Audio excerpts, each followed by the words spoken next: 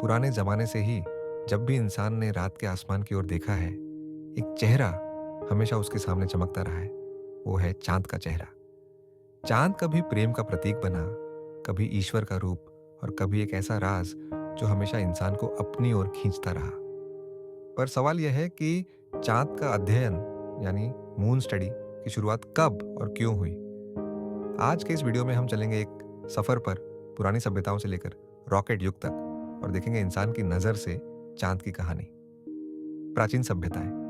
चांद के अध्ययन की शुरुआत हजारों साल पहले हुई, जब इंसान ने चांद को सिर्फ एक खगोलीय पिंड नहीं बल्कि अपनी जिंदगी का एक हिस्सा माना। बेबीलोन के लोग चांद के बदलते रूप को देखकर अपना कैलेंडर बनाते थे। हिंदुस्तान में चंद्रदेव का जिक्र ऋग्वेद और पुराणों में मिलता है। चीन में हर साल मून फेस्टिवल मनाया जाता है और यूनान में चांद को आर्टेमिस और रोम में सेलीन देवी के रूप में पूजा गया। प्राचीन सभ्यताओं के लिए चांद समय नापने का एक औजार था, एक देवी देवता था और एक मार्गदर्शक भी था। शुरुआती विचारक और दार्शनिक समय के साथ लोगों ने चांद को समझने की कोशिश भी की।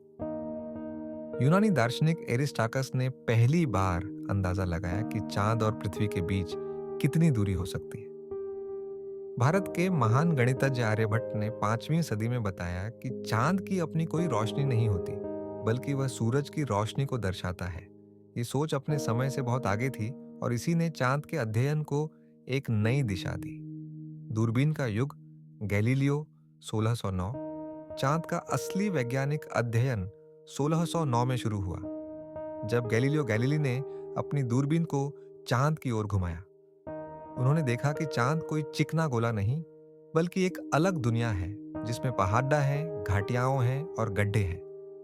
गैलीलियो के बनाए गए रेखा चित्रों ने दुनिया को चौंका दिया। पहली बार इंसान को समझ आया कि चांद एक जीवित दुनिया जैसा है, बस हवा और पानी के बिना। 18वीं 19वीं सदी में चांद का मानचित्रण गैलीलियो के बाद कई नए खगोलविदों ने चांद के नक्शे बनाए। गड्ढों के नाम रखे गए, जैसे कोपरनिकस और टाइको।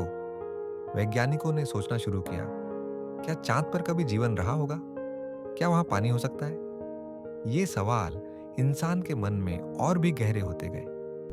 रॉकेट युग 20वीं सदी। फिर आई 20वीं सदी, जब दुनिया में रॉकेट टेक्नोलॉजी का जन्म हुआ। विश्व युद्ध के बाद इंसान के पास पहली बार ऐसा यान था जो धरती से बाहर जा सकता था। 1957 में सोवियत संघ ने स्पुतनिक लॉन्च किया और अंतरिक्ष दौड़-ढह शुरू हो गई। 1919 में लूना 2 पहला अंतरिक्ष यान बना जो चांद तक पहुंचा। ये वो पल था जहां से चांद का अध्ययन सिर्फ दूरबीन तक ही सीमित नहीं रहा, बल्कि इंसान ने अपनी मशीनें भेजकर उसे छूने की कोशिश शुरू की। प्राचीन सभ्यताओं के कैलेंडर से लेकर गैलीलियो की दूरबीन तक और फिर लूना अंतरिक्ष यान तक, चांद का अध्ययन इंसान के साथ साथ विकसित होता गया। लेकिन असली कहानी अब शुरू होती है, जब इंसान ने यह फैसला किया कि वह खुद चांद पर कूदम रखेगा। अगले भाग में हम बात करेंगे अंतरिक्ष दौड़-डीएच और अपोलो मिशन की कहानी की, जहां इंसान ने पहली बार चांद की मिट्टी को छुआ। तो चैनल को सब्सक्राइब कीजिए और मिलते हैं अगले एपिसोड में।